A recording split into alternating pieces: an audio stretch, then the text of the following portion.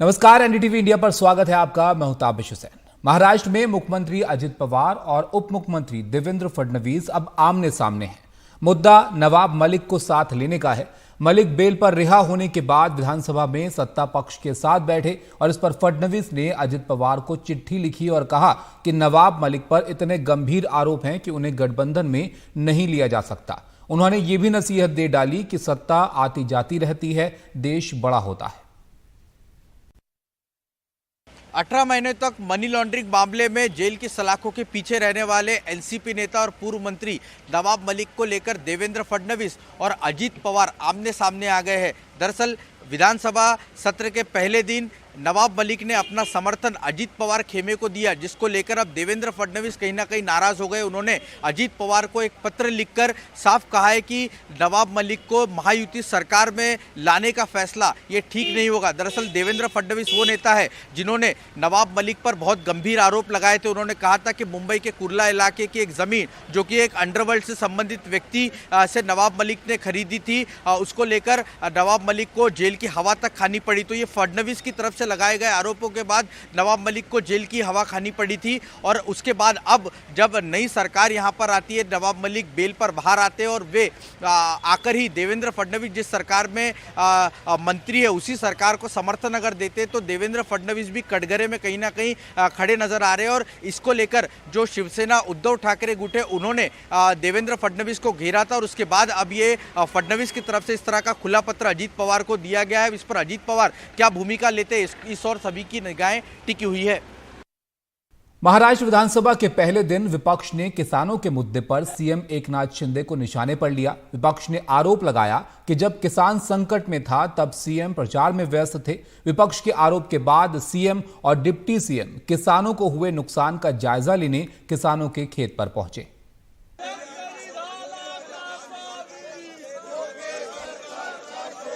गले में फल और सब्जियों की माला पहने विधायक और सरकार के खिलाफ जमकर नारेबाजी। महाराष्ट्र विधानसभा सत्र के पहले दिन ये नजारा दिखा। विपक्ष ने किसानों के मुद्दे पर सरकार को घेरा, कहा कि किसान संकट में थे और मुख्यमंत्री चुनाव प्रचार में लगे थे। चक्रीवादळ आहे, दक्षिणेकडून आलेला, त्यांनी धुमाकूळ घातला, अवकाळी सत्यानाश केला, पूर्ण पीक काही हातात मिळत नाही। आम्ही फिरून आलो अध्यक्ष महोदय। बेमौसम बारिश की वजह से किसानों का बड़ा नुकसान हुआ है, लेकिन सरकार ने किसानों को अपनी हालत पर छोड़ दिया है। हमारे जाने के बाद सरकार के कुछ मंत्री गए थे किसानों को मिलने। किसान मुश्किल में थे और सीएम चुनाव प्रचार में व्यस्त थे। ते पण जातील, पण ते प्रचारात व्यस्त होते अध्यक्ष महोदय। पण शेतकऱ्याच्या बांधावर जाण्यासाठी यांना वेळ नव्हता अध्यक्ष महोदय। फिर सरकार भी हरकत में आई। CM Shinde, deputy CM Devendra Fadnavis और कृषि मंत्री धनंजय मुंडे को लेकर फसलों को हुए नुकसान का जायजा लेने पहुंचे। बेमौसम बारिश की वजह से लगभग 4 लाख हेक्टेयर की फसल को नुकसान पहुंचा है। सबसे ज्यादा नुकसान संतरा, अंगूर और कपास की फसल को पहुंचा है। कृषि मंत्री का कहना है कि सरकार जल्द बड़े पैकेज का ऐलान करेगी।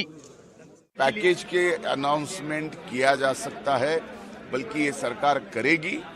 जैसे जैसी नैसर्गिक आपत्ति आती है, ये नेचुरल कैलेमिटी के तौर पे ये सरकार पिछली बार दिया गया जो पैकेज है उससे कई ज्यादा किसानों के पीछे खड़े रहने के लिए तैयार है। शिंदे सरकार की मौजूदा स्थिति एक तरफ कुआं तो दूसरी तरफ खाई जैसी हो गई है। सरकार की तिजोरी पर पहले ही आर्थिक बोझा है तो विपक्ष किसानों के लिए बड़े पैकेज का दबाव सरकार पर बना रहा है। ऐसे में सरकार की स्थिति तलवार की धार पर चलने जैसे हो गई है। नागपुर से विनय शुक्ला और अमित पवार के साथ रौनक कुकड़े, एनडीटीवी इंडिया के लिए। राजपूत करणी सेना के प्रमुख सुखदेव सिंह गोगामेडी के अंतिम संस्कार में बड़ी तादाद में लोग शामिल हुए। अंतिम संस्कार की रस्में उनके गांव में पूरी की गईं। जयपुर से उनके गांव के बीच जगह जगह समर्थक जमा थे। सुखदेव सिंह गोगामेडी की अंतिम यात्रा। जयपुर से उनके गांव तक 335 किलोमीटर का सफर। जगह जगह जन सैलाब, नारेबाजी और जय जयकार भी। करणी सेना के अध्यक्ष सुखदेव सिंह गोगामेडी की हत्या के बाद कानून व्यवस्था को लेकर कई सवाल उठ रहे हैं। उनके घर चाय पीने के बहाने आए 2 लोगों ने दिन दहाड़े उन्हें गोली मार दी। सुखदेव सिंह गोगामेडी की पत्नी शीला शेखावत ने एफआईआर में आरोप लगाया है कि सुरक्षा मांगने के बावजूद उन्हें सुरक्षा नहीं मिली। उन्होंने अशोक गहलोत का नाम तक लिया। आज सुखदेव सिंह उनका निशाना बना है, कल आप में से या मेरे में से भी है। मैं आप लोगों के सामने बयान भी नहीं कर सकती, मतलब मेरे ऊपर क्या बीत रही है मैं बयान नहीं कर सकती आपसे। सवाल ये है कि गोगा मेडी को सुरक्षा क्यों नहीं दी गई। पुलिस के सूत्र बताते हैं कि चूंकि गोगा मेडी के खिलाफ 30 आपराधिक मामले दर्ज थे, इसलिए उन्हें सुरक्षा देना उचित नहीं समझा गया। जो भी हो, राजस्थान चुनाव के बाद गोगा मेडी की हत्या से राजनीतिक बवाल मच गया है।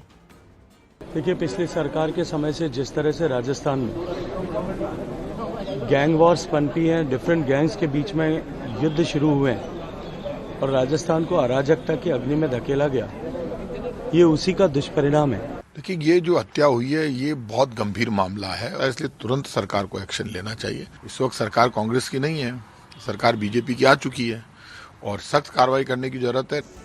राजस्थान पुलिस ने इस मामले की जांच के लिए SIT गठित कर दी है, जबकि बीजेपी इसे NIA को सौंपने की मांग कर रही है।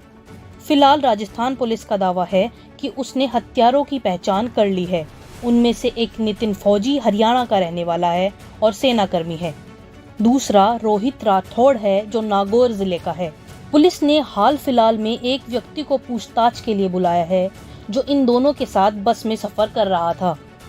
बताया जा रहा है कि हत्या के बाद ये नागौर जिले की तरफ निकल गए थे।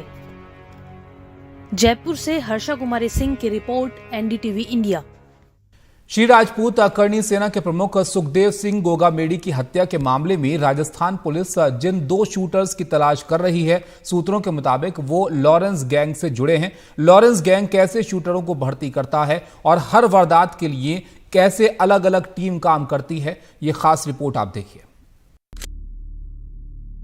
सुखदेव सिंह गोगा मेडी की हत्या के आरोप में इन 2 शूटरों की तलाश हो रही है। दोनों पर 5-5 लाख का इनाम है। एक है हरियाणा के महेंद्रगढ़ का नितिन फौजी। नितिन आर्मी में है और उसकी पोस्टिंग अलवर में है। वो 2 दिन की छुट्टी पर आया और इतनी बड़ी वारदात को अंजाम देकर फरार हो गया।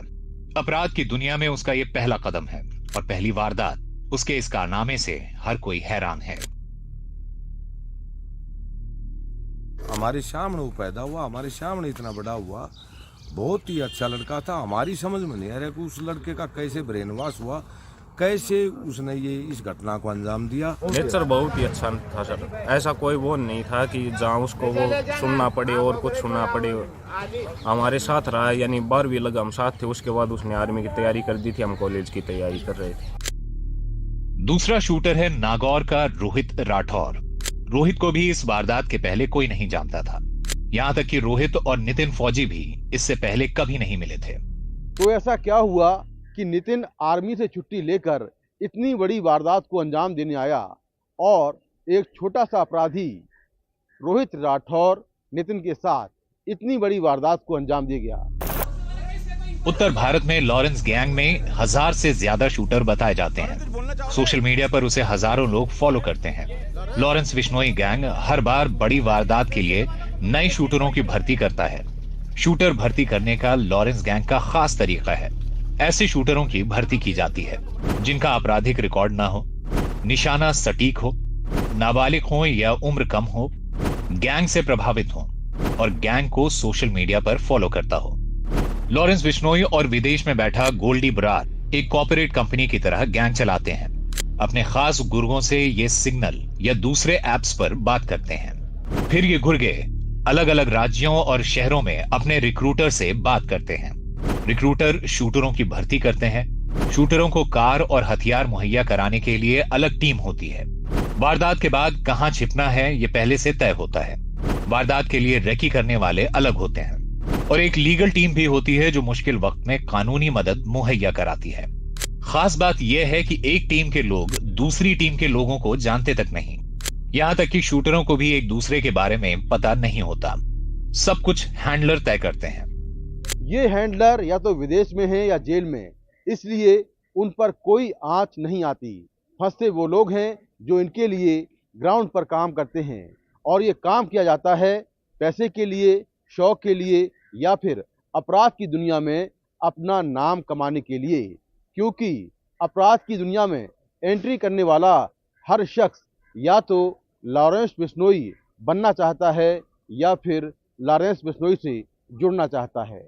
नई दिल्ली से कैमरामैन रंजीत के साथ मैं मुकेश सिंह सेंगर, एनडीटीवी इंडिया। तृणमूल कांग्रेस ने आज केंद्रीय मंत्री गिरिराज सिंह के खिलाफ प्रदर्शन किया। पार्टी ने ममता बनर्जी पर गिरिराज सिंह की टिप्पणी को अशालीन मानते हुए उनके इस्तीफे की मांग की।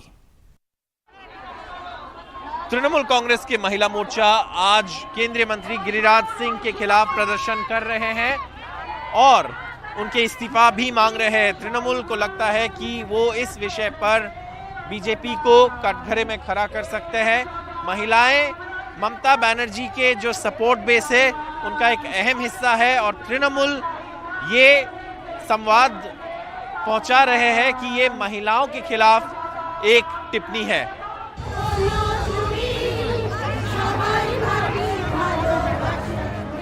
संसद परिसर के भीतर गांधी प्रतिमा के सामने तृणमूल कांग्रेस ने धरना दिया। तृणमूल महिला कांग्रेस ने कोलकाता में हाजरा मोड़ पर प्रदर्शन किया। ये जगह ममता बनर्जी के घर से ज्यादा दूर नहीं है। कोलकाता एक सुरक्षित शहर है। इसी से साबित होता है कि पश्चिम बंगाल के लोग और सरकार प्रगतिशील हैं और स्त्री पुरुष को एक नजर से देखते हैं। एनडीटीवी को दिए एक इंटरव्यू में गिरिराज सिंह ने इस बात से इनकार किया कि उन्होंने ममता का अपमान किया है, लेकिन अपनी बात पर वो टिके रहे। मैंने कौन सा गलत कहा? मैंने कहा आप जश्न मना रही हैं जहां गरीबी हो, बेरोजगारी हो। महिला नेता के खिलाफ थोड़े दिया हूं, मुख्यमंत्री के खिलाफ दिया हूं। आप अपने बयान पे कायम हैं? और बयान कौन सा दिया हूं? जो बयान वो जश्न मना रही थी तो मैंने कहा जश्न मना रही हैं। टीएमसी की कोशिश है कि महुआ मोइत्रा का मुद्दा संसद के एजेंडे को हाईजैक न कर ले। इसके लिए गिरिराज सिंह का बयान उन्हें मुफीद औजार लग रहा है। कोलकाता से कैमरा पर्सन जीडी शंकर के साथ सौरव गुप्ता, एनडीटीवी इंडिया। महात्मा गांधी और प्रधानमंत्री नरेंद्र मोदी को लेकर अपनी टिप्पणी पर ट्रोल होने के बाद उपराष्ट्रपति जगदीप धनखड़ ने ट्रोल करने वालों की दिलचस्प ढंग से खबर ली। कहा कि अब हर मुद्रा का ध्यान रखना पड़ता है कि कब, कहां और कितना झुक रहे हैं। ऑनरेबल मेंबर्स, मुझे आजकल ये भी देखना पड़ रहा है कितना झुकूं, किसके सामने झुकूं, फोटोग्राफर कहां से क्या ले रहा है, कौन इंस्टाग्राम पर डाल देगा, कौन ट्विटर पर डाल देगा, कौन मेरी रीढ़ की हड्डी को तय करने लगेगा। तो मैं बताना चाहता हूं, झुकना और नमस्कार करना मेरी आदत है। ये नहीं देखता सामने कौन है। आप तो बहुत सम्मानित हैं, पर कई बार बड़ी पीड़ा होती है, गिरावट की कोई सीमा होती है, बड़ा बुरा लगता है। उत्तर प्रदेश के वाराणसी में एक गेस्ट हाउस में 4 शव मिलने से सनसनी फैल गई। पुलिस के मुताबिक चारों लोगों ने फांसी लगाकर जान दी और जान देने वाले लोग एक ही परिवार के थे और आंध्र प्रदेश के रहने वाले थे। मौके से तेलुगु में लिखा नोट बरामद किया गया है। पुलिस का कहना है कि इस नोट में पैसों के विवाद का जिक्र है।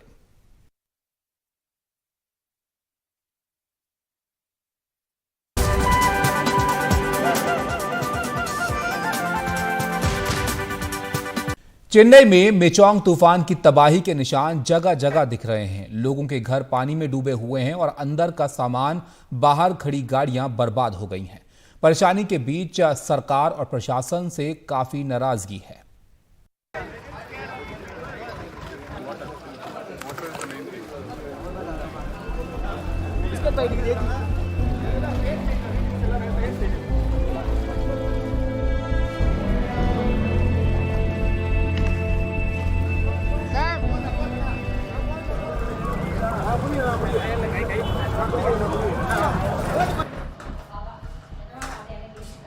सत्तानवे साल के वेंकटेश्वरन को 4 दिन से ठीक से खाना नहीं मिला है। वो मादीपक्कम में है। चेन्नई का ये इलाका बुरी तरह पानी में डूबा हुआ है। हालांकि ये 4000 करोड़ के स्टॉर्म वाटर ड्रेन्स का हिस्सा है। घर में बिजली नहीं थी, इसलिए परिवार उनके लिए मैश्ड राइस तैयार नहीं कर सका जो उनको चाहिए। उनकी पत्नी ने हाथ से मैश करने की कोशिश की, लेकिन वो इसे खा नहीं पाए। कुछ खा नहीं पा रहे हैं। पिछले 4 दिन में इनका वजन गिर गया है। हम लोग बहुत परेशान हैं। छोटा सा कारोबार चलाने वाली प्रसन्ना मुझे बताती हैं कि तूफान मीचांग आने से ठीक पहले वो घर से निकल गईं। नवंबर की भारी बारिश के दौरान इस जगह पानी जमता ही है, लेकिन इस बार परिवार की जीवन भर की कमाई नाले में बह गई। एक कार और 2 डिलीवरी गाड़ियों सहित 7 लाख का नुकसान। काफी नुकसान हुआ है। हमें अभी थोड़ी मदद मिली है। इससे बाहर आने में हमें 4 साल लगेंगे। यहाँ रहने वाले गुस्से में हैं। उनके गले तक पानी था और उन्हें अपने हाल पर छोड़ दिया गया था। बुजुर्ग मुरली कृष्णन का ओवन 3 दिन बाद गर्म हुआ। वो नाराज हैं कि कोई नेता या अफसर उनका डूबा इलाका देखने नहीं आया। नेता लोग प्रभावितों को देखने नहीं आए। सोचिए कि वो जनता के गुस्से का सामना नहीं करना चाहते हैं, उनमें हिम्मत नहीं है। तीसरे दिन जाकर यहाँ खाना और पानी पहुँचाया गया और अधिकारी भीतरी इलाकों में आए। उनका कहना है पहले दिन यहाँ दाखिल होना नामुमकिन था। सरकार कहती है कि अगर ये स्टॉर्म वाटर ड्रेन नहीं होते तो चेन्नई में तबाही मच जाती। पहले दिन हम भारी बारिश की वजह से आ नहीं सके। अगले दिन हमने बचाव अभियान शुरू किया, जिसमें बुजुर्गों और बीमारों को प्राथमिकता पर रखा गया।